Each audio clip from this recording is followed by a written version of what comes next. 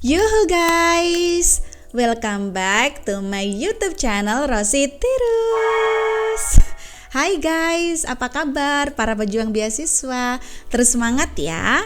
Nggak terasa nih, ini udah video yang ke-20. Cepet banget. Dan di video ini aku akan bahas secara detail tentang gimana cara atau langkah-langkah mencari informasi beasiswa luar negeri supaya kita bisa cepet carinya, lebih efektif dan kita nggak overwhelming. Oke, kamu pengen tahu gimana caranya? Simak video ini sampai akhir ya.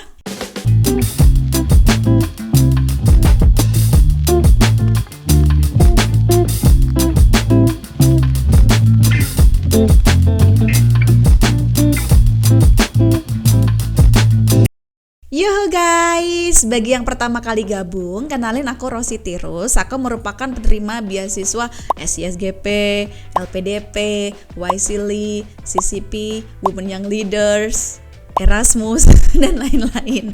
Jadi aku banyak banget dapat beasiswa dan itulah kenapa aku pede banget mau sharing gimana caranya aku dapat cari informasi beasiswa.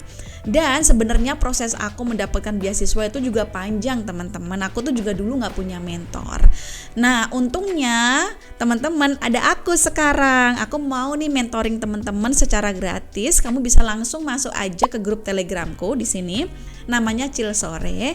Kamu bisa ketemu para scholarship hunters lainnya yang sekitar hampir 500 orang di sana. Dan kamu bisa nanya-nanya ke aku juga tentang apapun beasiswa yang pernah aku dapetin. Oke, namun kalau kamu ngerasa butuh personal touch atau bimbingan personal, pengen membedah apa itu diri kalian, strategi mendapatkan beasiswa, case by case, aku bisa di booking untuk konsultasi. Teman-teman langsung aja masuk ke link triku. Di situ teman-teman bisa booking personal consultancy ke manajerku. Oke? Alright, cari beasiswa itu memang terasa seperti mencari benang kusut ya. Tapi jangan khawatir teman-teman, zaman sekarang itu udah zaman modern, informasi lebih mudah digali. Dibandingkan aku zaman dulu kayak cari info beasiswa itu sulit gitu, banyak orang juga yang pelit informasi gitu. Sekarang informasi udah terbuka, jadi jangan khawatir, cari beasiswa tuh gak sesulit itu kok. Yang pertama yang teman-teman harus perlu tahu adalah cari tahu misi pribadi. Itu penting banget.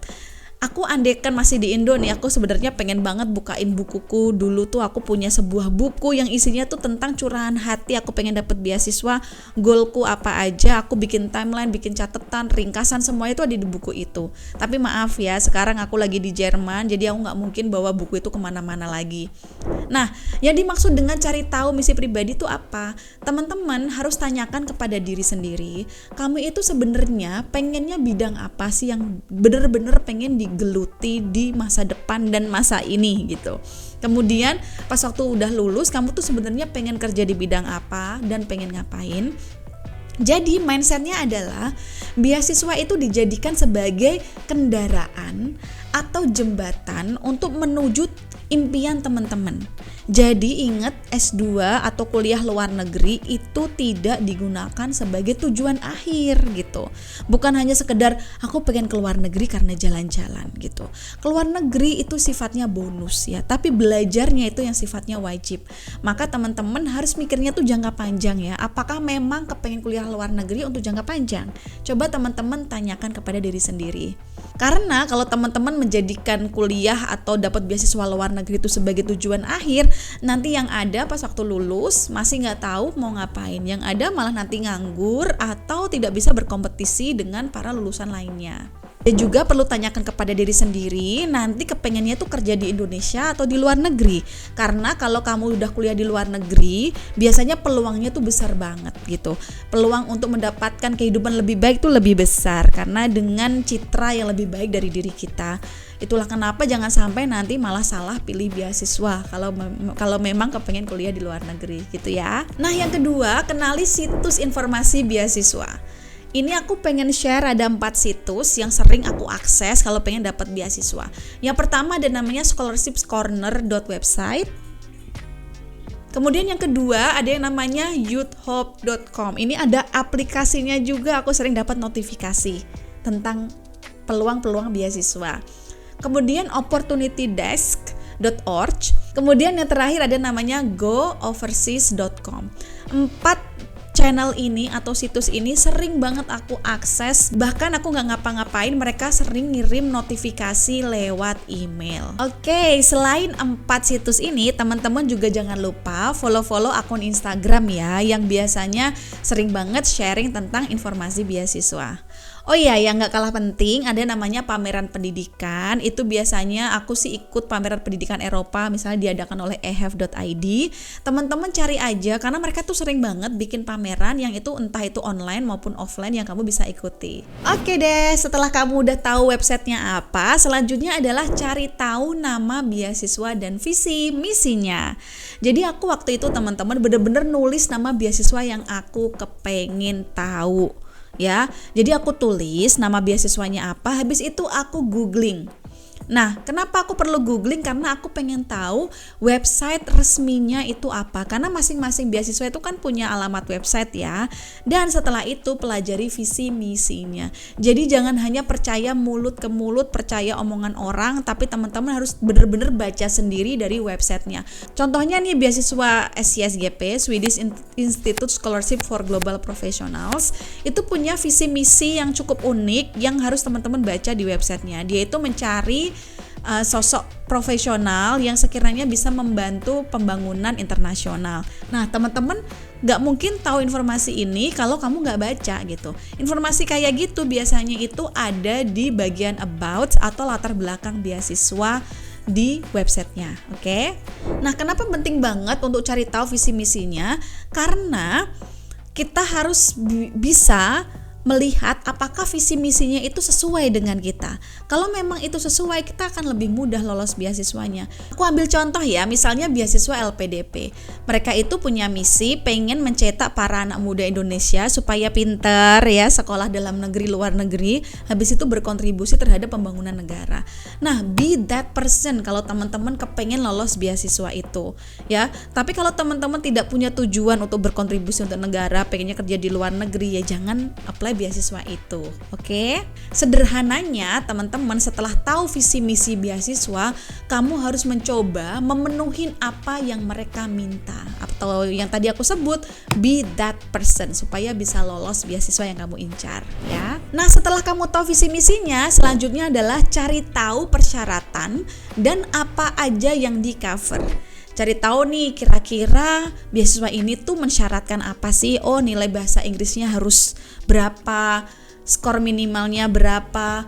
Nah, dengan begitu kamu jadi tahu nih modal apa yang harus aku punya, apa ya yang kurang. Aku ambil contoh lagi, misalnya beasiswa LPDP mewajibkan kamu sudah punya kontribusi sosial, maka kamu harus mencoba mempunyai kontribusi sosial gitu. Kamu menciptakan portofolio diri kamu yang sekiranya sesuai dengan visinya mereka gitu ya. Kemudian misalnya ada syarat juga IELTS-nya harus 6,5, maka kamu harus berusaha untuk mengejar kekurangan tersebut. Kemudian mengenai apa yang di cover, biasanya tuh dicantumkan juga kok di website mereka apa aja uang yang akan kamu dapat ketika dapat beasiswa. Kata kuncinya adalah apakah beasiswa tersebut fully funded ataukah cuma parsial doang gitu.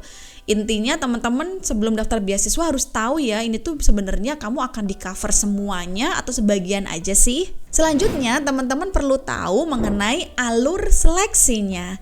Karena beda beasiswa itu beda alur guys. Kayak contohnya beasiswa SCSGP yang udah aku jelasin di video yang kedua, itu tidak ada interviewnya. Bener-bener cuma seleksi administrasi aja. Jadi teman-teman harus tahu ya, dia itu seleksinya itu urutannya apa aja gitu, seberapa kompetitif sih gitu. Kemudian kamu juga harus tahu mereka itu bukannya di bulan apa. Kayak contohnya beasiswa SCSGP itu bukannya hanya di bulan Februari aja. Kemudian kalau beasiswa LPDP itu bukannya di bulan Januari dan juga Juni misalnya.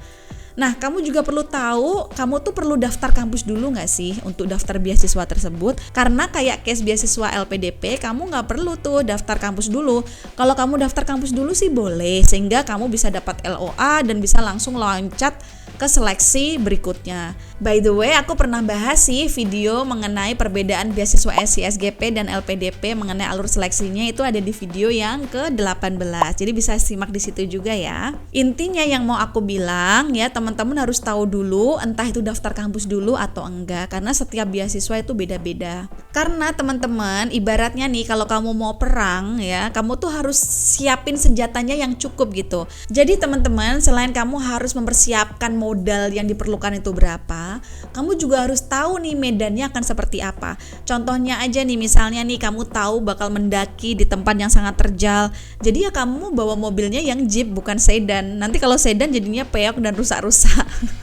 Jadi intinya ya teman-teman harus tahu betul alur seleksinya seperti apa, syaratnya bagaimana, oke? Nah setelah tadi udah tahu websitenya, udah tahu persyaratannya, udah tahu timelinenya, selanjutnya baru bisa ke next level, yaitu cari tahu tips lolosnya. Oke, jadi tahapan ini dilakukan ketika teman-teman udah tahu informasi dasarnya. Dan untuk tahu cara tips lolosnya, biasanya semudah kamu tuh bisa, 1, menghubungi para alumni yang dapat beasiswa itu, atau yang kedua bisa ikutan webinar-webinar untuk beasiswa tersebut. Nah jangan sampai nih teman-teman langsung loncat dari yang gak ngerti informasi apa-apa, terus nanya ke awardee atau penerima beasiswa, tanyanya, "Kak, syaratnya apa aja?" Itu bener-bener gak nyaman teman-teman. Kalau misalnya aku tanya, ada orang yang nanya di Telegram, itu sih pasti aku jawabin. Tapi andaikan teman-teman tahu sebenarnya itu jawabin pertanyaan receh kayak gitu, itu nyebelin gitu. Karena informasi itu bisa kamu dapetin di website yang diberikan.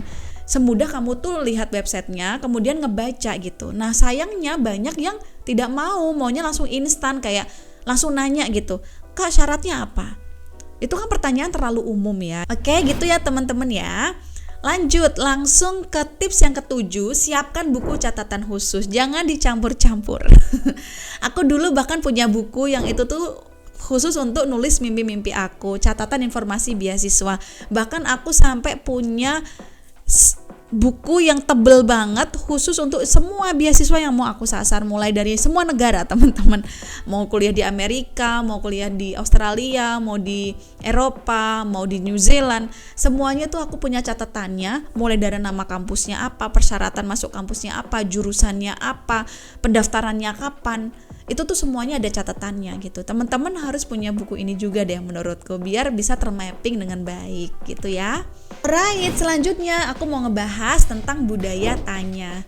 Kalau misalnya teman-teman udah baca website tentang beasiswa yang teman-teman sasar, kemudian masih ada pertanyaan yang berputar-putar di kepala, ada yang nggak ngerti, teman-teman sebenarnya bisa tetap stay di website itu dan buka bagian FAQ atau Frequently Asked Questions, karena biasanya pertanyaan yang sering ditanyakan itu ada di situ. Dan juga kalau misalnya masih nggak ngerti, bisa tanya panitianya dengan beremail. Ingat ya, email. Oke. Dan kalau ngirim email jangan sampai mepet-mepet deadline beasiswa, karena panitia juga manusia, mereka pasti akan sibuk. Jadi riset jauh-jauh hari, jadi biar kamu kalau ada pertanyaan nanyanya itu bener-bener jauh-jauh hari gitu. Tapi aku mohon pertanyaannya itu jangan terlalu basic ya. Misalnya kayak mau tanya tentang pertanyaan beasiswa SISGP, pertanyaannya gini, "Kak, aku udah kerja setahun di perusahaan ini, boleh nggak ya?" gitu. Itu pertanyaannya terlalu basic teman-teman. Jadi lebih baik cara pertanyaannya tuh seperti ini misalnya, mengkonfirmasi pemahaman. "Kak, aku udah baca website nih, aku lihat harus 3.000 jam nih Kak persyaratannya, itu cara ngitungnya gimana ya Kak?" Nah itu pertanyaannya lebih berbobot gitu. Jadi gitu ya teman-teman, sebelum kamu nanya ke orang lain, coba baca betul-betul, baca FAQ dan tanya panitia. Kalau memang nggak ngerti jawabannya bisa tanya ke aku lewat grup Telegram yang udah aku bikin ya. Nah ini kelihatannya sepele banget ya materi hari ini, tapi percaya nggak sih, hal ini tuh justru yang menjadi pondasi dasar kalau teman-teman bener-bener pengen lolos beasiswa. Ada banyak orang yang menyepelekan informasi, padahal dengan teman-teman punya informasi yang lengkap dan komprehensif, nanti tuh akan terjadi domino efek gitu. Kamu akan jadi tahu kamu harus ngapain, dan kamu juga jadi tahu kamu tuh supaya bisa outstanding dari kandidat lain itu caranya bagaimana. Oke, semoga informasi ini berguna. Kalau misalnya kamu pengen tanya-tanya lebih lanjut, bisa langsung aja hubungi grup Telegramku, atau kalau kamu kepengen ada hal yang harus aku bahas, bisa langsung aja komen di video ini. Jangan lupa subscribe juga, likes dan juga komen. Love you guys para pejuang beasiswa. Good luck. Cus!